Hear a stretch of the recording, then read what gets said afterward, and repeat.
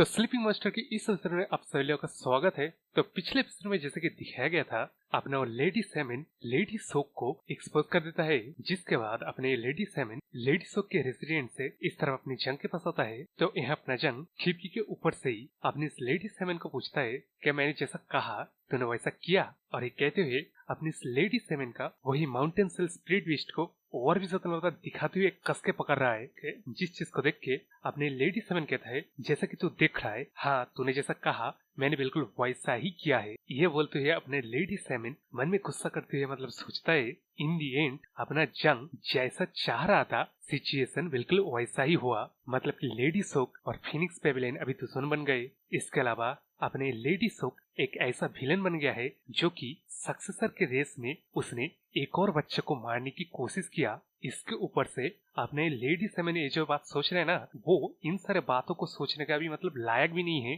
क्योंकि वो ही तो बंदा है जो अपने स्पिरिट बिस्ट को बचाने के चक्कर में ये सारे पूरे कांड को अंजाम दिया। इसके बाद अपने लेडी सेवन आगे सोचता है कि ये जो घटना हुआ इसके बाद ना फिनिक्स पेविलियन और लेडी सोक इन दोनों ही के बंदे इसके पीछे पड़ जाएंगे। तो अपने इस लेडी सेवन को यहाँ से जितनी जल्द हो सके उतनी जल्द निकल जाना पड़ेगा। ये सोचते हुए अपने लेडी सेवन अपने जंग से उसका स्पिरिट बिस्ट मांगता है, लेकिन इस तरफ क्या अपना जंग इस लेडी सेवन को उसका स्पिरिट बिस्ट वापस देने से पहले कुछ बात पूछना चाहता है। तो अब यहाँ से सीन शिफ्ट होता है और हमें दिखाया जाता है अपना जंग और लेडी सेवन अभी आमने सामने है, लेकिन सिचुएशन ऐसा है अपने जंग के हाथ में उस लेडी सेवन का स्पिरिट बिस्ट है, इस तरफ अपना जंग का वो टकला मंक और गोचेन दोनों तरफ है। तो यहाँ अपने लेडी सेवन जंग से पूछता है क्या मतलब वो चैन मोरियस के बारे में जानना चाहता है। तो अब ये चैन मोरियो क्या चीज है, ये चीज अगली पैनल में हम लोग को पता चलता है, क्योंकि अपना जंग कहता है हाँ मैं ये बात जानना चाहता हूँ तुम जैसे लोगों के बारे में जो मतलब इस टकले मंक जैसे स्पिरिट को कंट्रोल करता है, तेरे जैसे ये स्पिरिट बर्ड को कंट्रोल करता है। तो अब इस बात को सुन के अपने लेडी सेवन मन में सोचता है उसने जैसा मतलब एक्सपेक्ट किया था अपने जंग के ऊपर कोई इविल स्पिरिट उसके शरीर को कब्जे में नहीं लिया है, बल्कि ये बंदा इस टकले मंक को अपना फेमिलियर बना लिया है। यही एग्जैक्टली चीज अपनी इस लेडी सेवन को जरा से भी समझ में नहीं आ रहा है, क्योंकि इस तरह के इविल टकला मंक इसके रिजनमेंट को कोई लिविंग बीइंग संभाल ही नहीं सकता। इस चीज के भी अलावा जैसे कि अपनी इस लेडी सेवन का आंखें है, मतलब वो देख सकता है अपने जंग के साथ कितने स्पिरिट फेमिलियर कांटेक्ट में है। इसका मतलब जैसे कि यह टकले मंक के अलावा भी एक और स्पिरिट है जो कि इसने कंट्रोल करके रखा है। लेकिन उस तरफ अपने लेडी सेवन के इसी सोच के बीच अपना जंग मतलब पूछता है लेडी सेवन क्या तू मुझे इन चीजों के बारे में नहीं बताएगा। ये बोल के अपना जंग उस स्पिरिट बिस्ट का गला और ज्यादा जोर से पकड़ लेता है, जिस चीज को देख के अपने लेडी सेवन कहता है हाँ हाँ मैं बता रहा हूँ ना। तो अब यहाँ हमें पता चलता है ये जो चाइम मोरियस के इनके 6 लेवल्स होते हैं, जो कि पहला है ओमिनस बीस्ट, उसके बाद दूसरे नंबर पे स्टेंज बीस्ट, इसके बाद तीसरे नंबर पे मिथिकल बीस्ट, इसके बाद चौथे नंबर पे डिमेनिक बीस्ट, पांचवें नंबर पे सेक्रेड बीस्ट और आखिरी नंबर पे है डिवाइन बीस्ट। तो ये जो चैन मोरियस ना ये शायद इन स्पिरिट बीस्ट के बारे में बताया जा रहा है। तो अपने लेडी सेवन आगे बताता है ये जो पहले नंबर का जो कि ओमिनस बीस्ट है, सिर्फ इस तरह की बीस्ट को हम लोग एक स्मॉल लेकिन नेचुरल लेवल डिजास्टर लेवल मानते हैं हम लोग। इसके बाद अपने लेडी सेवन आगे बताता है इनके फिनिक्स पेविलियन में 3 बंदे ऐसे हैं जो कि इस तरह के बीस्ट को कंट्रोल करते हैं। उनमें से एक का नाम गो है जो कि हॉल मास्टर के मददगार है, और वो बंदा सेकेंड लेवल का यानी कि स्टेंज बीस्ट, जिस बीस्ट का नाम है लुबू माउंटेन का कुडाओ बीस्ट। तो इस बीस्ट के पावर लेवल के बारे में अपनी इस लेडी सेवन को पता नहीं है, लेकिन उस तरह के बीस्ट एक्चुअली कैटाक्लिस्मिक लेवल का बीस्ट है। तो पावर का अंदाजा एक कंट्रोल कैटाक्लिस्मिक स्टॉर्म या नेचुरल आपदा से कंपेयर करने पे पता चल सकता है।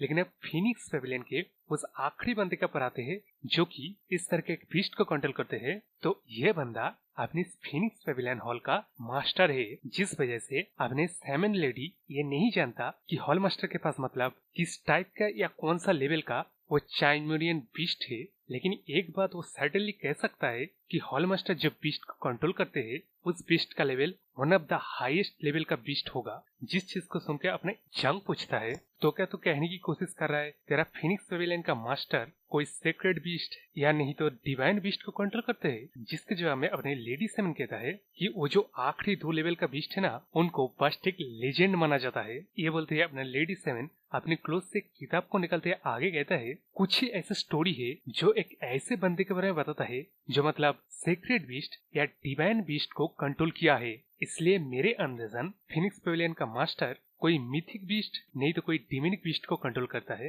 ये बोलने के बाद अपने लेडी सेमिन इस किताब को देते हुए कहता है कि इस तरह के बातें ना इस किताब में लिखा हुआ है तो इस किताब का नाम है जो कि अपना क्वेश्चन पढ़ता है क्लासिक ऑफ माउंटेन एंड सी। तो अब इन सारे बातों को सुन के अपना जंग इंटरेस्ट होके मतलब उस किताब को लेके पढ़ने लगता है। लेकिन यहाँ वो अपने मन में सोचता है कि वैसे वो लो लेवल का माउंटेन पियर्सिंग सेल बीस्ट में इतना ज्यादा ची था तब इसका मतलब एक हाई लेवल का चाइमोरियन यानी कि बीस्ट अपनी जंग के पास रहेगा तब वो क्या कुछ कर सकता है। तब इसके कुछ देर बाद अपना जंग उस लेडी सेवन का बीस्ट को उसे वापस दे देता है। जिसके बाद यहाँ अपना जंग लेडी सेवन से पूछता है लेडी सेवन कोई अगर आपको कोई चीज देगा तब आपको शुक्रिया नहीं कहना चाहिए? जिस चीज को सुनकर अपना लेडी सेवन भी लाइक लेकिन फिर भी वो शुक्रिया करता है। जिसके जवाब में अपना जंग कहता है ठीक है आप अभी यहाँ से जा सकते हैं। तो अब यहाँ अपना जंग मन में सोचता है आज कितना लकी दिन था उसके लिए, मतलब कि लेडी सोक अब उसके रास्ते में नहीं आएगा क्योंकि अभी हमें दिखाया जाता है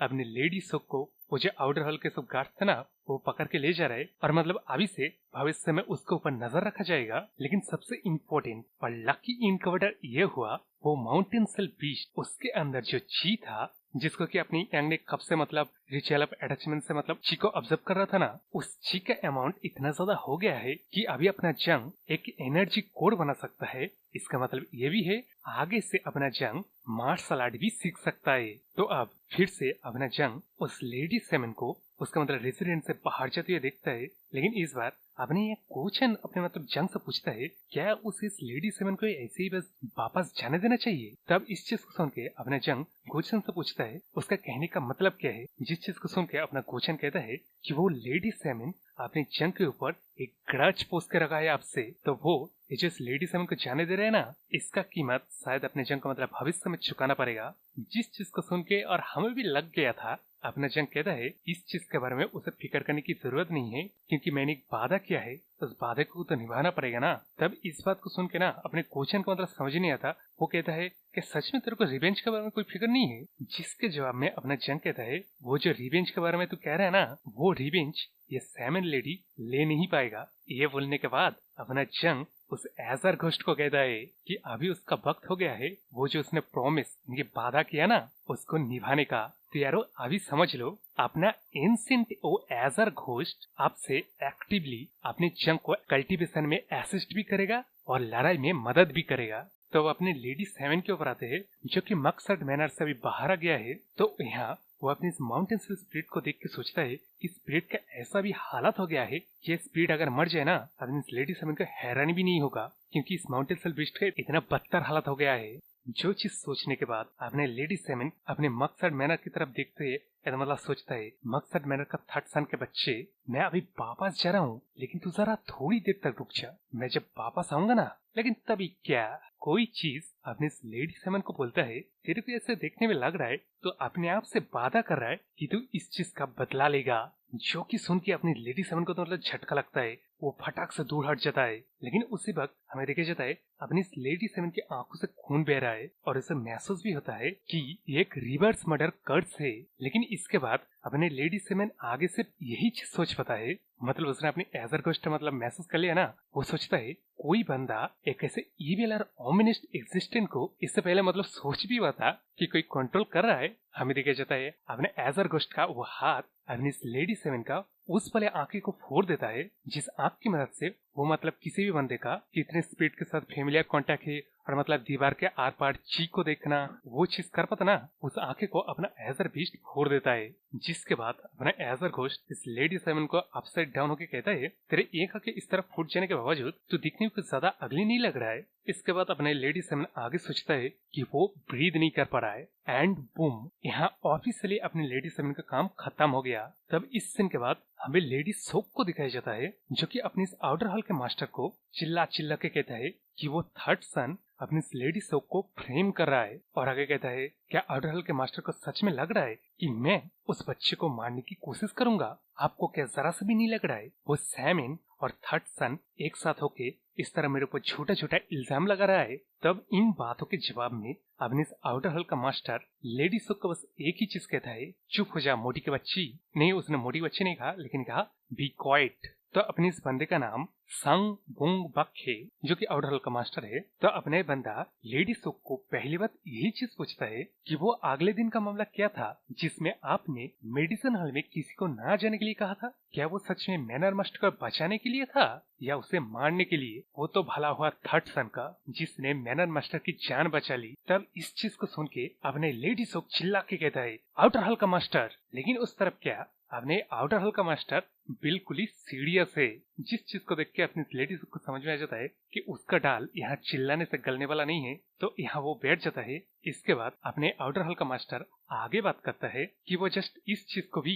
ऐसे ही ओवरलुक नहीं कर सकते। और आप ये बात समझ रहे हैं ना, इस चीज के बारे में एक थोरोली इन्वेस्टिगेशन बैठेगा जिसको मैं लीड करूंगा और मेक श्योर करूंगा इस इन्वेस्टिगेशन में कुछ छूट न जाए। इस इन्वेस्टिगेशन में आपके बारे में, सेकेंड यंग मास्टर के बारे में और थर्ड यंग मास्टर के बारे में थोरोली जाना जाएगा। तब इसके बाद वहां से अपने लेडी सोक चला जाता है। लेकिन यहाँ अपने आउटर हॉल का मास्टर मन में मतलब सोचने लगता है कि अचानक से क्या हुआ, सेकेंड यंग मास्टर और लेडी सोक दोनों ही थर्ड यंग मास्टर को मारने की कोशिश किया। तो यहाँ से आपको याद होगा तो अपना वो गार्ड किम जब थर्ड यंग मास्टर को मारने आया था तब मतलब उसका ब्लेम उसने सेकेंड यंग मास्टर को डाल दिया था। और अब ये लेडी सोक का मामला। तब अपने आउटर हॉल का मास्टर आगे मन में सोचता है कि यह बात मेक सेंस बनता तब जब लोग पावर के ऊपर कम्पीट कर रहे होते या फिर तो यंगेस्ट को मारने की कोशिश करते, क्योंकि यंगेस्ट यानी कि मैनर मास्टर को जो इलिजिमेट चाइल्ड है ना, उस चाइल्ड को मैनर मास्टर सबसे ज्यादा पसंद करते थे। लेकिन अभी सब इंसिडेंट थर्ड यंग मास्टर के अराउंड घूम रहा है जो कि अपने मार्शल आर्ट को खो चुका है, जिसके फैमिली इतने ज्यादा इन्फ्लुएंस अभी नहीं रहा कि मतलब वो ढंग से थर्ड यंग मास्टर को सपोर्ट भी कर पाए। तो क्या ऐसा कोई रीजन हो सकता है जिस चीज के बारे में मुझे अंदाजा नहीं, लेकिन वो दोनों जानते हैं, जिस वजह से वो दोनों थर्ड यंग मास्टर को मारना चाहते हैं? इस चीज को सोचते हुए वो मैनर मास्टर के इंसिडेंट के बाद जो इंटरोगेट किया था उसमें अपना थर्ड यंग मास्टर अनएक्सपेक्टेडली बिना किसी तरह के एरोगेंस दिखाते हुए पोलाइटली सब कुछ ऐसे ही बस बता दिया। तब मैंने सोचा था वो इस तरह एक नियर डेथ एक्सपीरियंस की वजह से उसके यूजुअल एरोगेंट सेल पे नहीं है। लेकिन अब जब मैं ठीक से सोच रहा हूँ तब अपना थर्ड यंग मास्टर शॉक की बजाय कंपोज नजर आ रहा था, यानी कि कूल माइंडेड एकदम। जो चीज अपने इस आउटर हॉल के मास्टर को मतलब ऑफ लगता है, यानी कि कुछ न कुछ गड़बड़ है दया, कुछ न कुछ गड़बड़ तो जरूर है।